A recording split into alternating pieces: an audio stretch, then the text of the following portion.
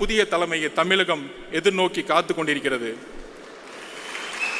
நமக்கான அரசியல் சூழ்நிலை உருவாக்கி கொண்டிருக்கிறது.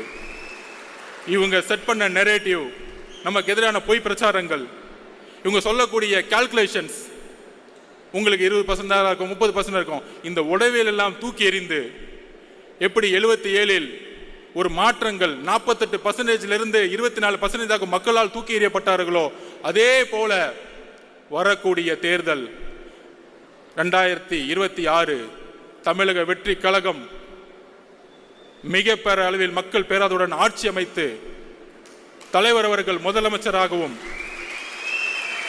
நம்மளுடைய இணைந்து வரக்கூடிய கட்சிகள் ஆட்சி அதிகாரத்தில் சரிசமமான ஒரு புதிய அரசியலை உருவாக்கி அதற்கான பயண திட்டத்தை உருவாக்கி ஒரு புதிய வரலாறு உருவாகப் போகிறது.